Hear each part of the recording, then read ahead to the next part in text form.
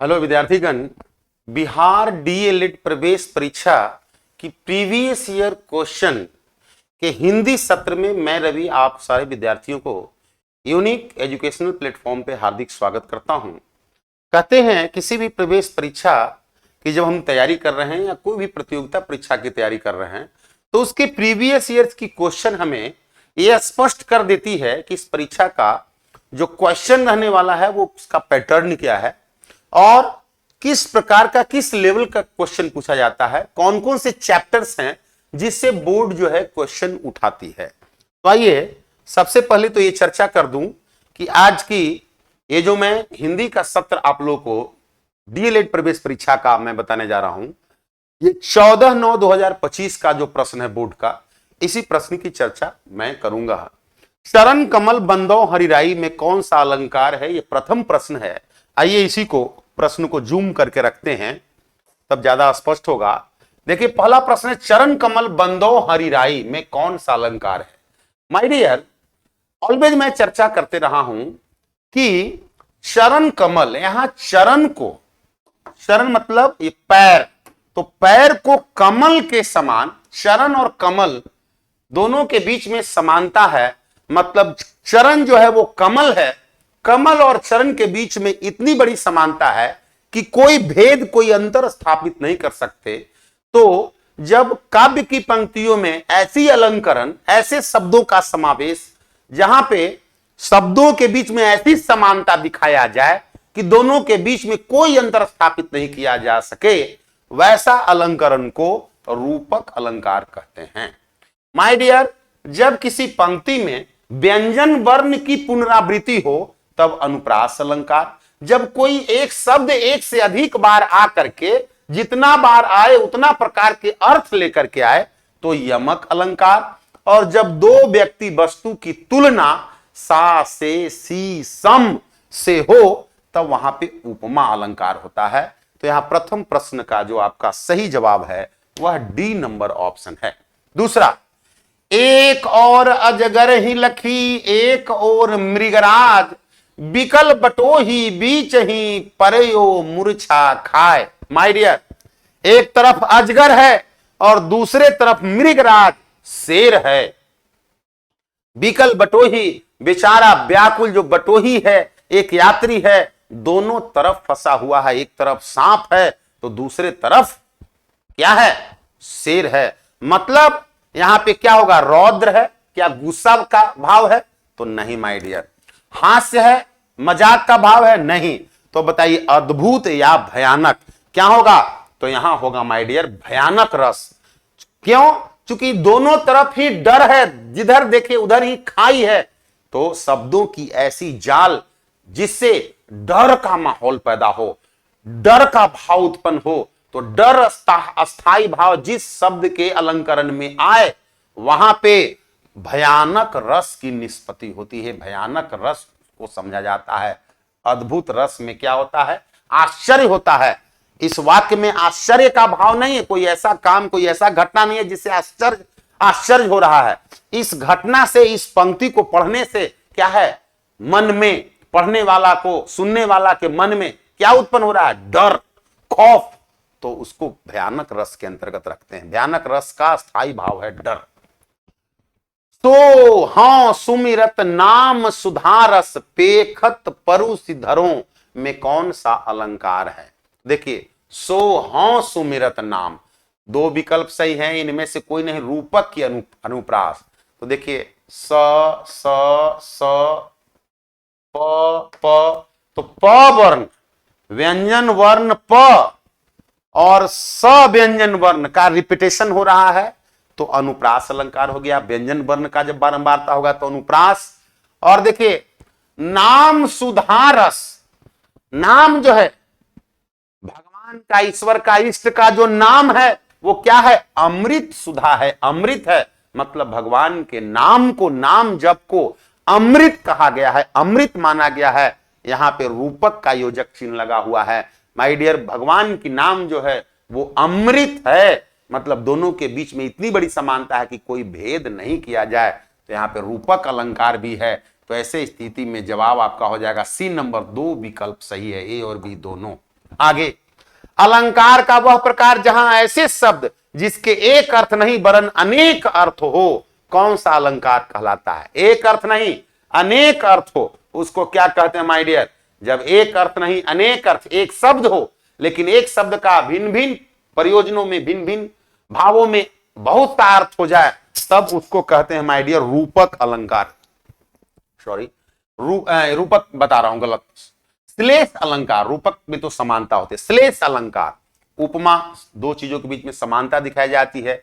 यमक, जब एक से अधिक बार शब्द आकर के हर बार अलग अलग अर्थ दिखाए तब यमक कहेंगे। लेकिन ऐसे शब्द, एक शब्द जिसके भिन्न भिन्न अर्थ हो, ये शब्द एक ही है लेकिन अलग अलग परिप्रेक्ष्य में अलग अलग अर्थ हो, तब उसे श्लेष अलंकार कहते हैं। आइए, शब्द की तीसरी शक्ति कौन सी है? लक्षणा, व्यंजना, दो विकल्प सही है कि इनमें से कोई नहीं? तो शब्द शक्ति तीन होते हैं, पहला अभिधा, दूसरा लक्षणा और तीसरा व्यंजना। तो तीसरी शक्ति कौन है माय डियर? व्यंजना। जवाब आपका क्या हो जाएगा? B number, Vyanjana. आगे कह रहा है यगन में कितने लघु और गुरु वर्ण होते हैं? तो यगन, तगन, मगन, जगन, ये सब क्या है? गुण है। क्या है माय डियर? गुण है। तो यगन में एक लघु और दो गुरु होते हैं। लघु को इस तरह से खड़ी लाइन से लघु का चिन्ह होता है और इस तरह से एस यदि लिखते हैं तो ये गुरु का चिन्ह है। तो यगन का यही चिन्ह है, एक लघु होता है और दो गुरु होता है, ये यगन का चिन्ह है, सिंबल है। तो यगन में कितने लघु और गुरु वर्ण होते हैं? तो एक लघु और दो गुरु, ये यगन का यही चिन्ह है। देखिए चिन्ह यहां दिया हुआ है, ये आपका एक नंबर का ऑप्शन जवाब चला जाएगा। आगे गद्यांश को पढ़कर प्रश्न के उत्तर दें। कह रहा है भारत माता, प्रहरी का अर्थ क्या होता है? प्रहरी, तो प्रहरी मतलब होता है माय डियर द्वारपाल, पहरेदार या चौकीदार, जो किसी भी चीजों की रक्षा करता है, किसी भी चीजों को का देखभाल करता है, उसी को प्रहरी कहते हैं। तो लिखा हुआ भारत माता को हम नमन करते हैं, उत्तर में हिमालय इसका प्रहरी है। प्रहरी है मतलब उत्तर से भारत का वो क्या है? रक्षा कवच है, रक्षा करता है। उत्तर में किसी भी चीजों की वो देखभाल करता है कि कोई दुश्मन हमारे ऊपर अटैक न करे। पहरेदार है, द्वारपाल है, चौकीदार है। तो ऐसे स्थिति में जो हमारा जवाब जाएगा माय डियर, आंसर जाएगा, वो क्या होगा? उपयुक्त सभी, चूंकि तीनों का तीनों ऑप्शन सही है, तीनों का तीनों ही प्रहरी का सही अर्थ है। जब क्रिया का रूप कर्म के अनुसार बदलता है, वाक्य में क्रिया चेंज हो कर्म के अनुसार तो कर्मवाच्य, कर्ता के अनुसार तो कर्तृवाच्य, भावानुकूल हो जाए भाव के अनुसार तो भाववाच्य, तो यहां क्रिया कर्म के रूप में चेंज हो रहा है तो कर्मवाच्य आपका जवाब हो जाएगा सी नंबर। मधुरिमा कपड़े खरीदने बाजार गई, वाक्य संबंधित है किससे? संयुक्त वाक्य। संयुक्त वाक्य में और, अथवा, या, किंतु, परंतु से दो वाक्य जुड़ करके संयुक्त बनाते हैं, संयुक्त नहीं है। मिश्र वाक्य जब तब, जैसे वैसे, जहां तहां, ठीक है, यद्यपि तथापि से जुड़ करके बनते हैं तब मिश्र वाक्य होता है। ये भी नहीं होगा। प्रश्न वाक्य है नहीं, चूंकि क्वेश्चन मार्क प्रश्नवाचक चिन्ह है नहीं, ये सरल वाक्य है, सामान्य वाक्य है। मधुरिमा नाम की एक लड़की है जो बाजार में कपड़े खरीदने गई है। भाई बहन में कौन सा समास है? जब समस्त पदों के बीच में देखिए जो है योजक चिन्ह लगा हुआ है, इसका अभिप्राय होता है और, अथवा, या। भाई या बहन, भाई और बहन, भाई अथवा बहन, इसका सेंस है। तब यहां द्वंद्व समास होता है। तत्पुरुष जब दो समासिक पदों के बीच कारक के चिन्ह होते हैं तो तत्पुरुष, जब प्रथम पद संख्यावाचक होते हैं तो द्विगु, और जब समस्त पद का एक अलग अर्थ हो जाए जैसे गजानन, चतुरानन, लंबोदर, तब वो बहुब्रीहि समास होता है। जवाब आपका 3 नंबर चला जाएगा माय डियर।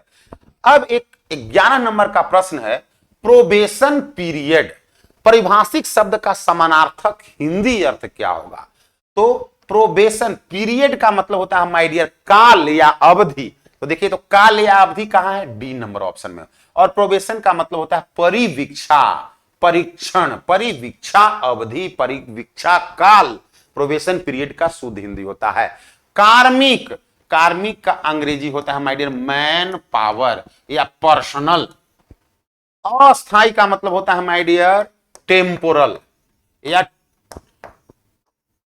टेम्पोरेरी, है ना, परमानेंट हो गया स्थायी और टेम्पोरेरी हो गया अस्थायी। पृष्ठांकन मतलब पृष्ठ पर, पेज पर अंक दे देना, PAGINAT, पैजिनेट मतलब पृष्ठांकन करना, पृष्ठ का अंकन कर देना। आगे देखिए क्या है, पहाड़ टूट पड़ना मुहावरा है माय डियर, इसका अर्थ होता है मुसीबत आ जाना, परेशानी आ जाना, तो भारी विपत्ति आना, यस, संकट टलना नहीं, पहाड़ पर घूमना नहीं, तो आपका ऑप्शन 1 नंबर यहां आ जा रहा है। आगे है, किस वर्णिक छंद के प्रत्येक चरण में 2 नगन 1 मगन 2 यगन के क्रम में कुल 15 वर्ण होते हैं? तो माय डियर, उपेंद्र वज्रा में 11 वर्ण होते हैं, इंद्र वज्रा में 11 वर्ण होते हैं, लेकिन मालिनी में 15 वर्ण होते हैं। जवाब आपका क्या होगा? मालिनी। और यहां वंशस्थ जो एक उदाहरण है, इसमें यह भी वार्णिक छंद है, इसमें 12 वर्ण होते हैं। तो यगन, मगन और नगन दोनों मिलकर 15 वर्ण बनाते हैं, यह है मालिनी छंद। स्वर्णिम शब्द में कौन सा प्रत्यय है? प्रत्यय मतलब वैसा शब्द का वह छोटा सा टुकड़ा जो किसी शब्द या शब्द स्रोत के बाद में लगता है, उसको प्रत्यय कहते हैं, और पहले लगता है उसको उपसर्ग कहते हैं। तो स्वर्णिम, स्वर्ण जोड़ इम बराबर स्वर्णिम, तो प्रत्यय बाद में कौन आया माय डियर? इम, तो प्रत्यय यहां क्या लगा हुआ है? इम। स्वर्णिम शब्द का प्रत्यय क्या है? इम। स्वागत, स्वागत का उपसर्ग क्या है? तो सु जोड़ आगत, उपसर्ग जो आगे जुड़ता है, तो स्वागत का उपसर्ग क्या होगा माय डियर? शु।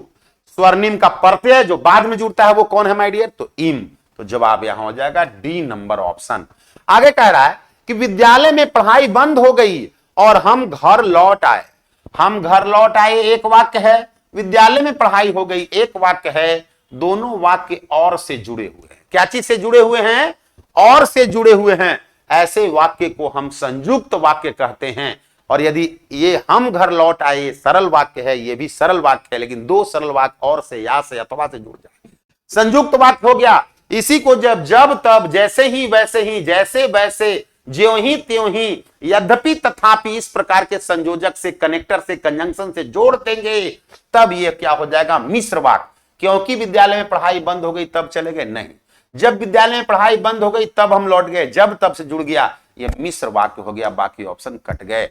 मिश्र वाक्य हमें खोजना था, मिश्र वाक्य बनाना था। आइए, कौन सा वाक्य अशुद्ध है? अब इसमें शुद्ध हमको खोजना है, शुद्ध नहीं। मकड़ी जाला बुन रही है, इसी कार्य में तुम्हारी भलाई है, चूहा कपड़ा कुतर गया, ये तीनों वाक्य शुद्ध है, इसलिए ये ऑप्शन नहीं बनेगा। अशुद्ध वाक्य हमको खोजना है। तो विधवा विलाप करके रोने लगी, तो विलाप करना और रोना दोनों एक ही चीज है। यहां क्या? सुपरफ्लूस और स्लैंग, जो जिसको इंग्लिश में कहते हैं, अंग्रेजी में, मतलब शब्द का अधिकता कर देना, जिसकी जरूरत नहीं है उसको भी रख देना शब्द के साथ। ये जो है से भाषा साहित्य की गलती होती है। तो विधवा विलाप करने लगी, यहां होगा विधवा विलाप करने लगी, चाहे विधवा रोने लगी, ये होगा। विलाप करना और रोना दोनों एक ही चीज है, दोनों में से कोई एक ही होगा माय डियर। तो अशुद्ध वाक्य डी है, यही आपका आंसर होगा। नेक्स्ट जो प्रश्न है, जहां मानवेतर जड़ मतलब मानव से इतर जड़ वस्तु, निर्जीव वस्तु अथवा चेतनों में मानव जैसी हरकतों को आरोपित किया गया जाता है, जैसे पेड़ पौधा जीव जंतुओं में मानव का कार्य, मानव की परिकल्पना देखी जाती हो, तो वैसे जब भाव उत्पन्न होता है किसी काव्य पंक्ति में या वाक्य में, तो वहां पे मानवीकरण अलंकार परिलक्षित होता है। जहां मानवेतर जड़ अथवा चेतनों में मानव जैसी हरकतें दिखाई जाती है या आरोपित किया जाता है, तो मानवीकरण अलंकार। विरोधाभास, जब पंक्तियों में वैसा शब्द समूह या शब्द जो एक दूसरे के अपोजिट हो, विरोध उत्पन्न करे, कंट्राडिक्शन उत्पन्न करे, विरोधाभास। व्यतिरेक अलंकार तब होता है जब उपमान और उपमेय जब उपमेय उपमान पे भारी पड़े, उपमान को नीचा और उपमेय को श्रेष्ठ दिखाया जाए तो व्यतिरेक अलंकार होता है। संदेह जब शब्दों से के बीच में संदेह शक का भाव उत्पन्न हो शब्दों से तो संदेह अलंकार होता है। आगे देखें, किस वाक्य में पर्वत शब्द अभिधेयार्थ प्रकट कर रहा है? अभिधेयार्थ का मतलब होता है मतलब सामान्य भाव, मतलब किसी भी शब्द का जो भाव है वही, उसका कोई दूसरा भाव नहीं। तो तीन गो शब्द शक्ति होता है, अभिधा, लक्षणा और व्यंजना। अभिधा शब्द शक्ति होता है, सामान्य भाव देता है, लक्षणा विशेष भाव देता है और व्यंजना एक शब्द का विभिन्न भाव देता है और व्यंग का भाव उत्पन्न करता है। तो देखिए ये कौन सा वाक्य है जिसमें पर्वत शब्द का भाव पर्वत ही है, कोई दूसरा नहीं है। पर्वत पर चढ़ना सरल कार्य नहीं है, ये पर्वत का मतलब पर्वत ही है, तो यही आपका जवाब होगा। पर्वत जाग रहे हैं, देखिए पर्वत जाग रहे हैं, पर्वत कोई मनुष्य है कि जो जाग रहा है और सो रहा है, तो यहां पर्वत का भाव अलग है, ये जवाब नहीं होगा। खोदा पहाड़ निकली चुईया, यहां पहाड़ का भाव पहाड़ से या पर्वत से नहीं है, यहां भाव है कि बहुत बड़ा काम किए लेकिन उसका परिणाम बहुत छोटा मिला, तो यहां पहाड़ का भाव अलग है, अभिधा शक्ति नहीं रहा, यहां लक्षणा हो गया, तो ये भी जवाब नहीं होगा। देहरिया पर्वत भई आंगन भयो विदेश, माने किसी नायिका के नायक जो है प्रदेश गया हुआ है, तो जो मेन दरवाजा है उस नायिका को अपने नायक के इंतजार में क्या दिख रहा है? पर्वत दिख रहा है, तो यहां भी पर्वत का भाव अलग है माय डियर, तो यहां भी अभिधा नहीं है। तो अभिधेयार्थ शब्द यहां कौन वाक्य में प्रकट हो रहा है? एक नंबर वाक्य में, चूंकि पर्वत का भाव पर्वत ही है, अभिधेयार्थ है मतलब सामान्य भाव है, तो जवाब आपका एक नंबर चला जाएगा। पंचम शब्द का संधि विच्छेद क्या है? पंचम शब्द का संधि विच्छेद क्या है? तो ये व्यंजन संधि का उदाहरण है, पम जोड़ चम बराबर पंचम, व्यंजन संधि का उदाहरण है माय डियर पंचम। दिए गए वाक्य में रेखांकित पद का पदबंध भेद बताए। राहुल संज्ञा है, बड़ी बहन संज्ञा है, रिया कल आई थी, तो कैसा पदबंध हो गया माय डियर? तो ये हो गया आपको संज्ञा पदबंध। वाक्य में जो ये रेखांकित पद समूह है इसमें केवल एक और केवल संज्ञा है, तो ये संज्ञा पदबंध हो गया है ना। आगे है, कालिका सी किल की कलेऊ देती काल को, तो कालिका किल की दोनों के बीच में तुलना किया जा रहा है, किस चीज से? सी से। तो सा सी सम से जब दो व्यक्ति वस्तु दो चीजों की तुलना हो तो वहां पे उपमा अलंकार होता है। रूपक, जब उपमान को ही उपमेय बता दिया जाए, तुलना करने वाले को ही जिससे तुलना हो रहा है वो कह दिया जाए, डायरेक्ट किसी एक को किसी दूसरे पर आरोपित कर दिया जाए जिसमें कोई भेद ना हो, उसको रूपक अलंकार। एक शब्द का प्रयोग एक से अधिक बार करके अलग अलग अर्थ में कर दिया जाए तो यमक अलंकार। वर्णों की जब रिपीटेशन हो जाए, बारंबारता हो जाए तो अनुप्रास अलंकार। आगे, अंग्रेजी स्वच्छंदतावादी काव्य का प्रभाव हिंदी की किस काव्य धारा पर दिखाई देती है? तो छायावाद। 1918 से 1936 के बाद का जो काल रहा है वो प्रगतिवादी काल का समय रहा है और 1918 से 1936 छायावाद का काल रहा है। इस पे अंग्रेजी स्वच्छंदतावादी भाव जो है से दिखाई पड़ता है काव्य धाराओं में, काव्य की लेखनियों में। निम्न में कौन सा वाक्य शुद्ध है?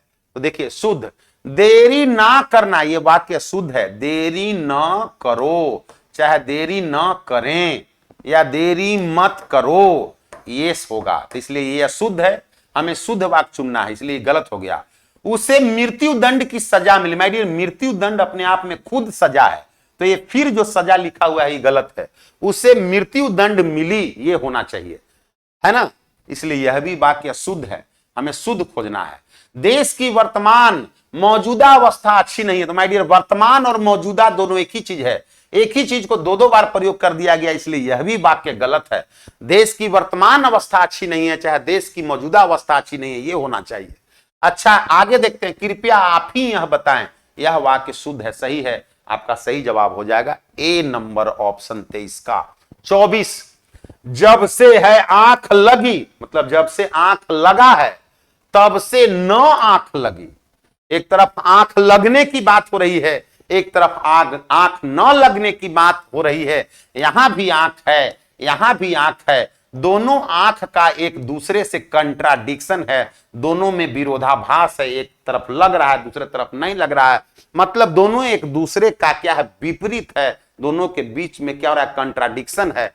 तो ऐसे अलंकार को विरोधाभास अलंकार कहते हैं। जब बिना किसी कारण का कोई काम हो तो विभावना कहते हैं। श्लेष जब कोई एक शब्द अलग अलग परिप्रेक्ष्य में अलग अलग के लिए अलग अलग अर्थ प्रदान कर दे तो श्लेष अलंकार।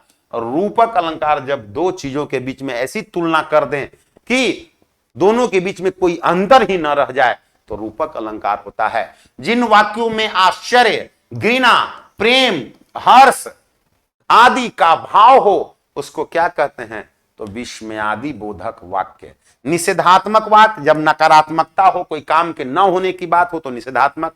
संकेतवाचक वाक्य जहां पे किसी वाक्य से किसी चीजों की संकेत किया जाए, इशारा किया जाए, संकेतवाचक। संदेह का भाव हो गया तो संदेहवाचक वाक्य। यहाँ पे आश्चर्य, घृणा, प्रेम और हर्ष का बात हो गया तो विस्मय आदि बोधक, आश्चर्य बोधक वाक्य या विस्मय सूचक वाक्य बोलते हैं। तो ये 25 प्रश्न हिंदी का आपको डीएलएड की प्रवेश परीक्षा में पूछती है, जो भी हम लोग चर्चा किए। आशा करते हैं सभी प्रश्नों की समाधान आप लोगों को अच्छी तरह से समझ आई होगी। आप लोग अपने कमेंट बॉक्स में राय जरूर प्रस्तुत करेंगे, वो हम लोग को काफी बूस्टअप करता है कि आपकी क्या राय है, कितना समझ पा रहे हैं, नहीं समझ पा रहे हैं।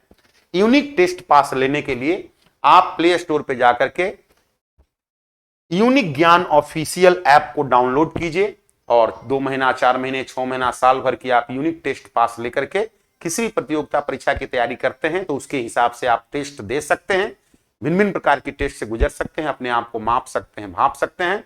यदि इन क्रियाकलापों में आपको कोई दिक्कत होती है, इसको डाउनलोड करने में या कैसे लिया जाएगा पास, इसको आप समझ नहीं पाते हैं तो आप हमारे इस हेल्पलाइन नंबर 8434897582 पे कॉल करके आप हमसे जुड़ सकते हैं। जुड़े हुए आप तमाम विद्यार्थियों का बहुत बहुत धन्यवाद, शुक्रिया। सभी लोग स्वस्थ रहें, मस्त रहें। बहुत बहुत धन्यवाद। Thank you.